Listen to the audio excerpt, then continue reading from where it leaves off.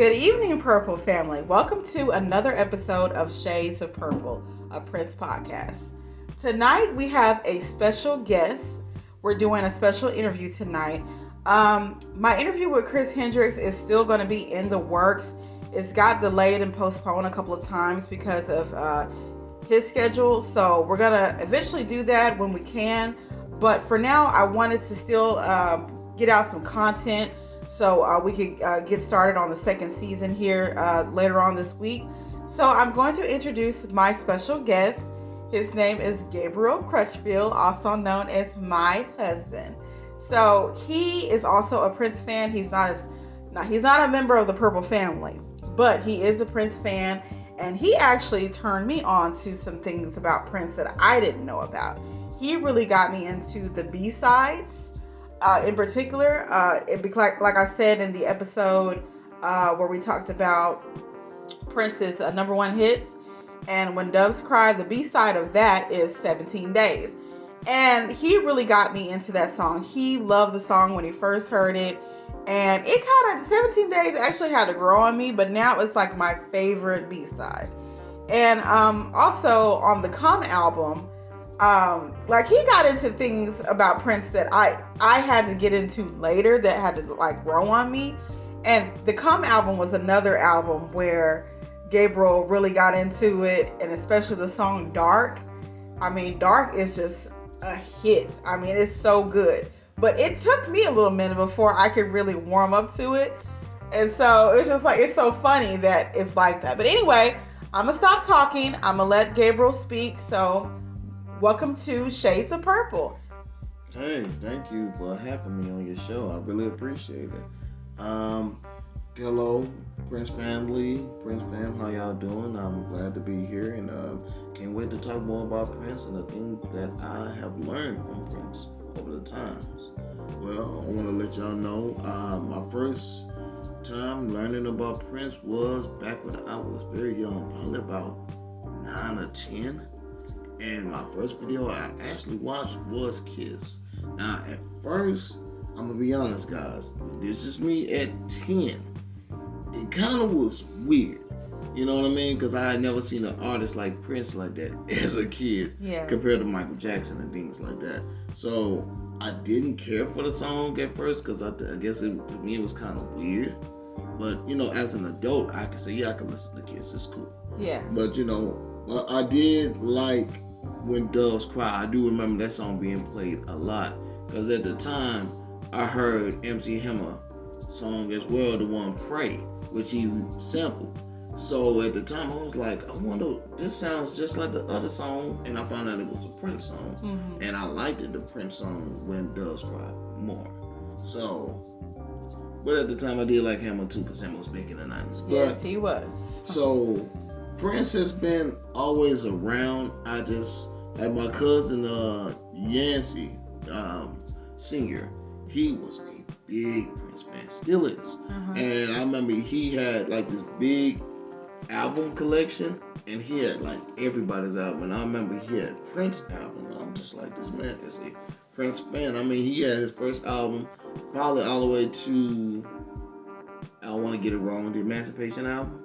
Okay, yeah. And at the time, that was the album at that time. Like, so I remember seeing those, and I was like, this man is really a Prince fan, and I wonder why. But you know, I understand now as an adult, like Prince was really on fire, and I was just like, I didn't get to listen to him as much as that. But I do remember the hits. I do remember The Most Beautiful Girl in the World. I do remember Diamonds and Pearls. I do remember the Bad Dance song. And I do remember Pop Life. And there's certain songs about Prince that kind of really amazed me, and I was just like, this dude is really jamming. And then I was... So what was the song that did it for you, that made you a Prince fan? As an adult or as a kid? Both. As a kid, it would definitely be... that's a good one. I really liked it because there's so many. Diamonds and Pearls. Diamonds and Pearls, yeah. Diamonds and Pearls, the one kind of brought Prince back, and I remember hearing that song a lot. Yeah, they played it a lot on the radio. Like, if you really check out both Diamonds and Pearls and The Most Beautiful Girl Around, they kind of sound a little similar. Just kind of if you kind of just sit back and just listen to it, you be like, yeah, the kind of way it starts off. You know, if you sing Diamonds and Pearls the way you would sing The Most Beautiful Girl in the World, you can sing it both ways, and you can be like, well, they're kind of similar. Yeah. So they're like love ballads, love power ballads, if that makes sense. Right. And I almost forgot, Adore was a big one too. Oh yeah. Adore Sign of the Times. Yeah. You know, because they would play it on like the Midnight Love or on Pawn 2 real late at night, and it would come on, and I'd be like, yo, what Prince song is this? When I first heard Adore, I fell in love with it. I was just like, oh my God, this is a great song. And it's my favorite song on Sign of the Times. Oh, yeah. Mine too. And also, you know my other favorite song. What? What is it called? With the lights. In a dark room, in a large room with no lights. Yes. That's on the special deluxe edition of Sign of the Times. Right. Gabriel fell in love with that song. It's like a little salsa. Yeah. And for some reason, when I bought the special deluxe edition of Sign of the Times when it came out in 2020, it was like so, like, he just fell in love with that song. That song and Walking in Glory. Yeah, Walking in Glory was a good one too. Yeah. I liked that one too because he was getting into his church roots with that one. Yes. So that was like, you know, the part of Prince, you'd be like, wow, I did not respect that coming from him when he made that song. And sometimes he'll do songs that's kind of in his church gospel. Like, he has some really good gospel songs, like And Still Will Stand All Time on Graffiti Bridge. Yes. Beautiful, beautiful song. Yeah. And Purple Rain, in a way, is also a gospel song when you really think about it. You know, it can be played in that way. Prince has made that comment about Purple Rain. Like I said, maybe. But going back to the question though, so now as an adult, like, what is a song that you can always, like, we go through, I know that me and you both kind of go through phases of where we get attracted to this one song and we just play it out. So maybe I should rephrase that and say, like, well, what is one song that you don't ever get tired of listening to when it comes to Prince?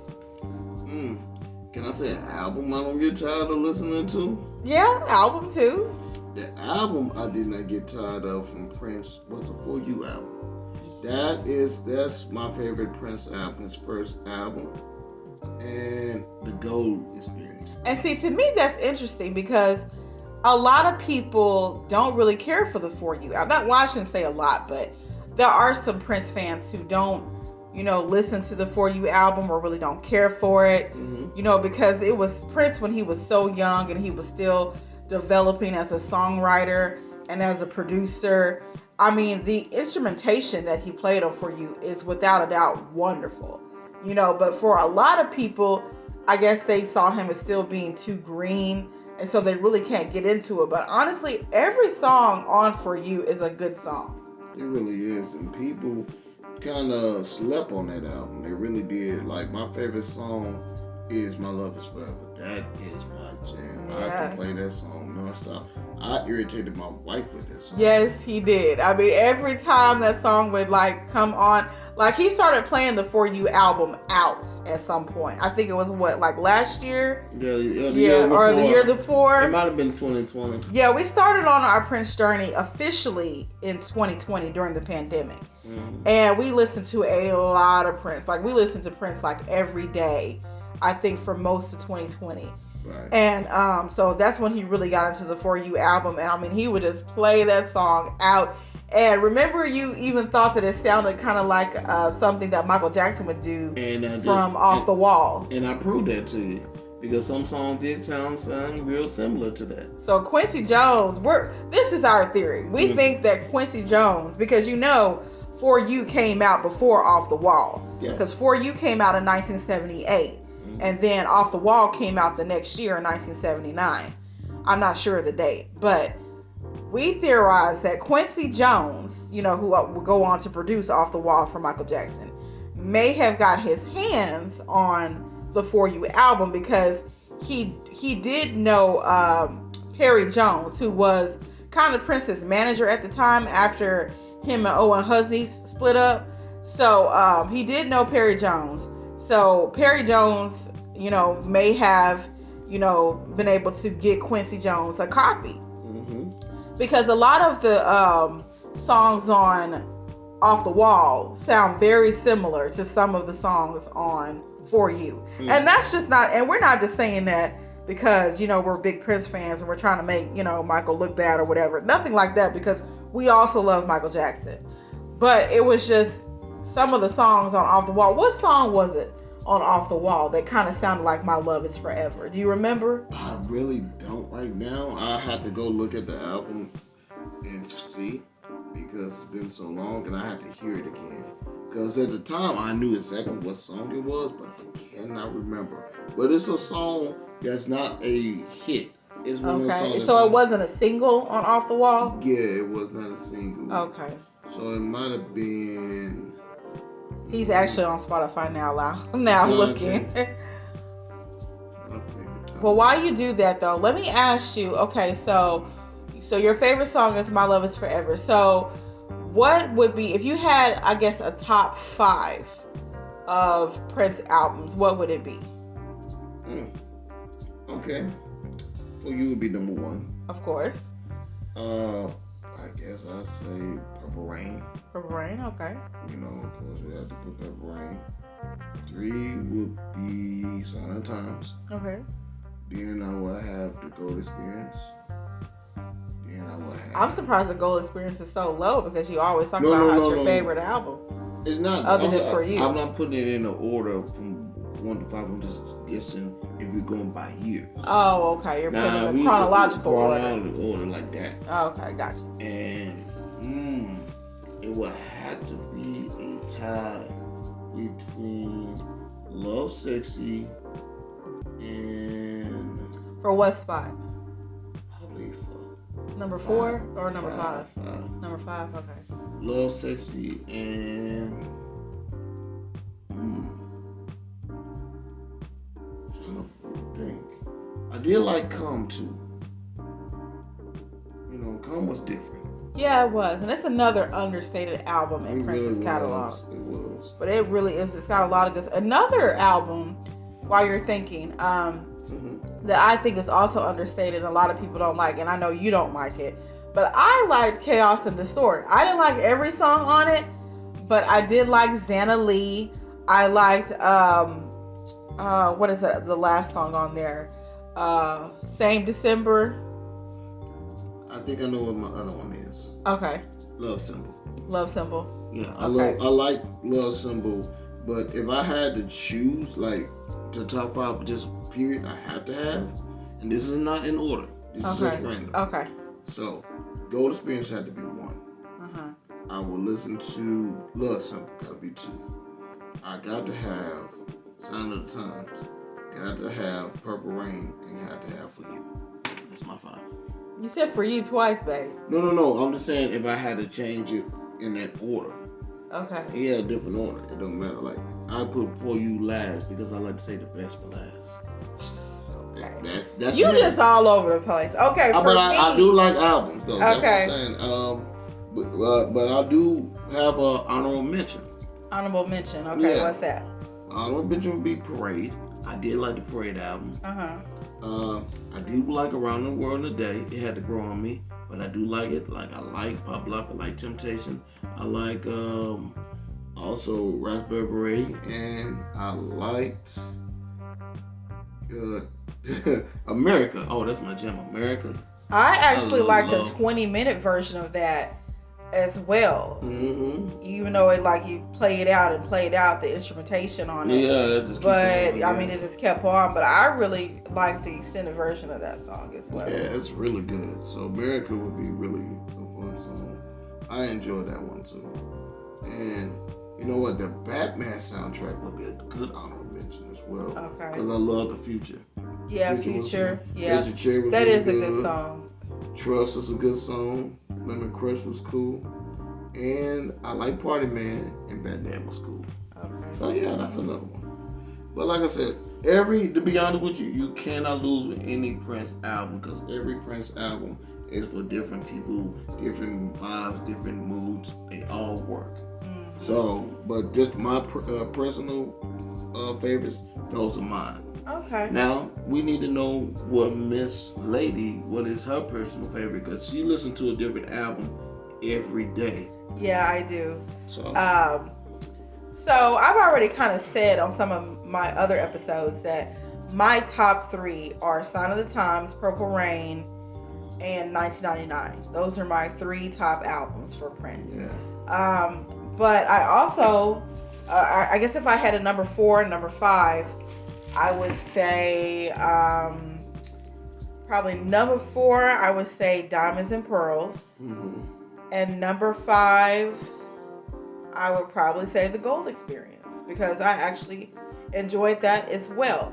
Now, I'm going to give some honorable mentions to some of his later albums. Hit and Run Phase 2, which was his last album that he made during his lifetime. That definitely gets an honorable mention because I love just about every song on that one.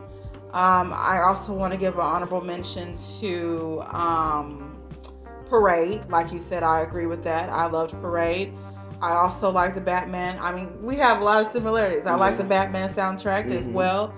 But if I had a top 10, those 3 would be in the top 10.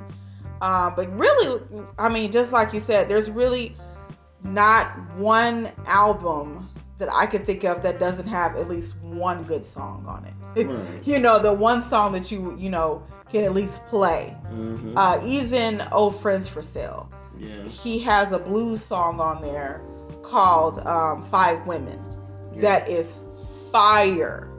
Fire. And see, a lot of people overlook those albums. They overlook albums like Chaos and Disorder and Old Friends for Sale, because those were the albums that he gave to Warner Brothers to fulfill out the rest of his to get out of his contract. Right.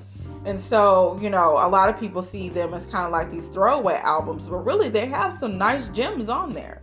And like I said, going back to Chaos and Disorder, The Same December, and I know he's over here shaking his head, but I liked Chaos and Disorder. And Xana Lee and Dinner with Dolores. You didn't like Dinner with Dolores? No. That's supposed to be about vanity. A lot of people think it's about Madonna, but it's about vanity. I believe it. I'm sorry, that just wasn't my jam. And that's just one of the albums I just kind of turned my head. Like I listened to it and it just didn't do it for me. You know what I mean? Like you also don't like rock too much either. I mean, I like some of the songs that Prince rocked to, but that was his super rock album. That was his, like, there's no type of R&B or pop. It's just straight rock. Well, the only other rock album he did was when he was with Third Eye Girl. Yeah. He did, what was it called? Plentum Electrum, or what? I'll look it up. Plentum Electrum. Plentum Electrum. That was a totally rock album. And the only song that I really liked on there was Another Love, which was actually a cover. So he did, have his phases where he wanted to do more rock. But I also like his early rock stuff, like Bambi. Come on now, you like Bambi? Yeah, I like Bambi. Yeah, Bambi was cool.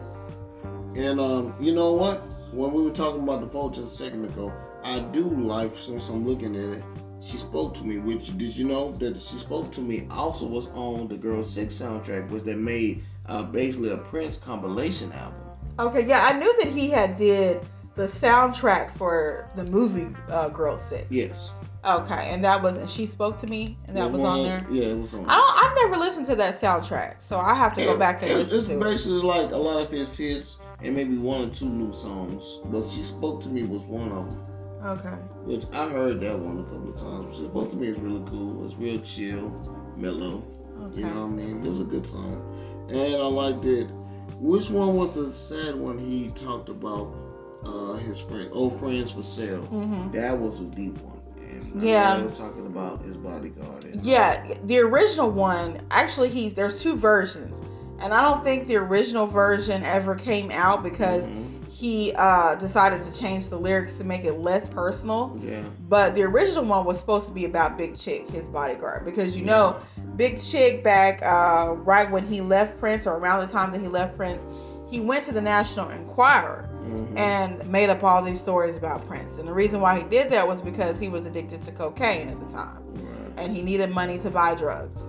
So he went to the National Enquirer and sold them a story, kind of like trying to make him like how they made Michael Jackson to be like he was this weird guy who just was alone, liked to be alone all the time and by himself.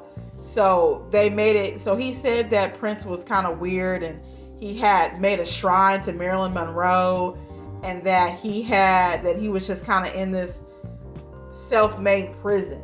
You know, that's basically what he said in the article. And so in the 1985 interview that Prince did with MTV, Prince would have to go and refute that. He would say, no, he's not a prisoner in his own home. He doesn't, he didn't say anything about the Marilyn Monroe shrine. Not in the televised interview. I think he did address that in a printed interview. But so he had to go on. But what was funny though, well, not funny, but what was interesting is that he didn't even blame Big Chick for that. He was just like, they probably sensationalized it, and because he really loved him, he really cared about him. And I really do think that it hurt Prince's feelings, but at the same time, he was just like, he kind of blamed the paper for it, and he didn't blame him. And he said that he had wanted him to come back and work for him, but he never did come back, and then he ended up dying in 1999 of a heart attack, I believe. But he had totally changed his life. He got off drugs, kind of like with Vanity. He found God again, and he became a minister, just like she became a evangelist. So they both found God, and they gave their lives to God. So and I think for Prince, I think he liked that, because Prince was also a very spiritual man, a very religious man. So people giving themselves to God, who wouldn't like that? Des Zickerson did the same thing too. After he left the band, he did go on tour with Billy Idol for a little while, but after a while, he also gave his life to Christ as well. So. That's good. Well, that's a blessing that they did find God before they went and transitioned into another. Yeah, well, Des Zickerson is still alive. Yeah, Des is. But yeah. Yeah, I remember Des is still alive, and he still speaks about the times when he was with Prince and things like that, which that's good, because some of them can, but you see some that are very in the dark. Like, I hate to say it, but I'll keep it honest. Cat in the dark. We haven't seen Cat since. Every time you see Cat, younger Cat. We never see Cat older. Now. Well, yeah, she has been kind of being in the shadows, and I mean, and if that's what she wants to do, that's what she wants to do. But I think kind of like Apollonia, she has did a little revisionist history when it comes to her time with Prince, and I think that she is saying things that now she feels more comfortable saying now that Prince isn't here. Because like I said, during her interview that she did on Michael Dean on the podcast with Prince on the podcast Juice, I noticed that when she was talking about especially her, and I mentioned this in the episode 8 when I talked about Prince's love life, how Kat had kind of got into it with Sheila E. about Prince, and how Prince kind of fronted Sheila E. off and said that he had never been with her and they wasn't together, and he said that in front of Kat. And I think that he was just doing that because he knew that Kat may have had feelings for him, because when Sheila told Kat to back off her man, Kat got upset. She said she just was tearing stuff up in the dressing room. And I'm just like, so why are you doing all this if it doesn't bother you? If you are just friends with Prince, why does this bother you? And, I mean, and that seemed to be like, I don't know what Prince was doing to these women, but he seemed to just really have an impact on them. Wouldn't you say? I think that a lot of times, even when Prince shows it in videos that he has mind control. But do you remember he said he can change your mind by looking in his eyes and that? Yeah, that's a running joke about him. Yeah. But I believe that Prince, and I'm gonna keep it real. Prince has dated a lot of women, and he has been with women, even though some of them will keep it a secret and say they never. I believe he has. Yeah. Like, I think with him and Kat, they might have had something special or something like that, and he might have said that Sheila's crazy or something like that, and not really mess with Sheila, because when Prince is interested in you, he'll mess with you and make you feel special. Yeah, absolutely. And that way, the other girl feels like, oh, well, I can't spend time with you. No, unless Prince feels like he wants to make time with you, he'll make that time. Right. But if you don't, you just don't have to wait, just like the rest of them. Yeah, just wait in line. Basically, he had them waiting. He had them waiting in line, like you. Like I said, Prince was a different person every day. Yeah. Like that's what they'll say. You either get the good Prince, you get the crazy Prince, you get the kind Prince, or you get the Prince that you can't even talk to. Yeah, I mean, just like he was a Gemini, and he had all these different sides to him. And Morris Hayes, you know, who was his keyboardist for about 20 years, he talked about that in an interview. You know, when Welcome to America came out, he talked about the fact that, you know, you had to know which Prince you were dealing with when you came into rehearsal. So that is true. So before we end it, I wanted you to go ahead and share with our listeners your story about the dream that you had concerning Prince. Yeah. This is a story about this dream I had about Prince a couple of years ago, because I was curious about his death, because I was just wondering what happened, because, you know, they just found his body in the elevator when I remember hearing about it on TMZ, and I told you about that. Yeah. And I remember that you really didn't want to talk about it, so I was pondering in my mind, like, what happened? And I guess Prince, because I was listening to Prince nonstop, different albums, different music, like every day, like my wife. But I'm a person that listens to different music, but at that time, Prince was the only thing playing. I guess Prince must have heard my prayer or my thoughts about it, and he showed me this. As I was in my dream, I was in Prince's body, which sounds crazy, but this is everything. I was in Prince's body, I was in his room, and I remember that he was walking, and he had got his pills in one hand, and he had a water bottle.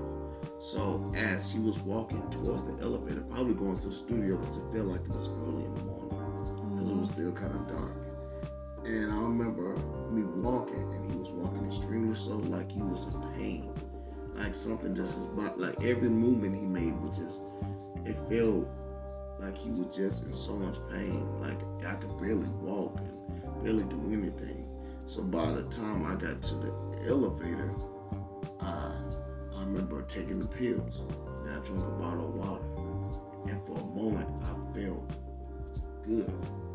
Then a minute, I remember it instantly hit him, boom, just like that. He hit the wall, bow, right in the elevator, and he slid down, and I could see my eyes closing. And I woke up out of my sleep, and that's when I realized he died right there in the elevator. And when my husband woke up and told me this dream, I mean, the way he described it, it was so surreal. He was like, I literally felt like I was in Prince's body, feeling what he was feeling. And I was like, it had to be, Prince was the only person that could have done that could have decided to show you exactly what happened. And so after I heard that, I kind of leaned toward, you know, what they're saying about his death being an accident. I always kind of felt that there wasn't really any foul play involved, like they said, or that he didn't commit suicide, or that, you know, or that he was murdered. I know there are some people who believe that he was murdered. And I kind of feel like that wasn't the case. Now, he didn't know that there was fentanyl in those pills. He probably thought he was taking, you know, Percocet or what was the other painkiller? I can't think of it, but anyway, so I think that it was accidental. And after I heard this dream that my husband had, I cried. I was just like, oh my God. So that is what that is, though. So we're gonna go ahead and end it, but we are gonna have more interviews like this. And if you guys want to come on Shades of Purple and have an interview with me so we can talk about Prince, please just hit me up on the Facebook page. We're at 500 members as of tonight. So thank you for all of the love. Thank you, honey. Thank you. Thank you so much. Yeah. So my husband also, he has a new podcast that he's doing about music. My husband is a music guru, okay, a connoisseur of music, if you will. So he has a podcast called "This Is Car Music Reviews." Car reviews. Yeah. Say the whole thing. Well, the whole thing is "This Is Car Music Reviews," day life experience.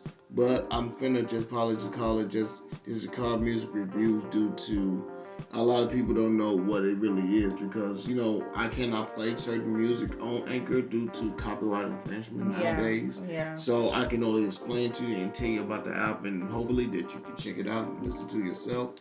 But it's basically me telling you about great albums, great artists. I'm doing a show, doing documentaries on them, telling you their stories, the music, what inspired the song to sound like this, how good the music is, and is it something that you can listen to in the nighttime and the daytime, because the vibe is good when you hear it in certain moods of the day. Like if you're in a good mood, you can know this sounds good in the daytime.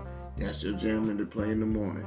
If you got something that you love, slow jam and all that, that's a night jam. All right. So that's basically what my show is about. It just listening to new music, creating the vibe, enjoying it, and I want y'all to definitely check out my podcast. I'm on Anchor as well, and continue to support my wife on this purple journey with her. We really appreciate it. This is season 1, and I just want to say I'm proud of my wife for continue to do this thing about Prince, and just to see this evolve into something so much greater. And I want to continue to just be as most popular as ever, and I can't wait to see what the YouTube do.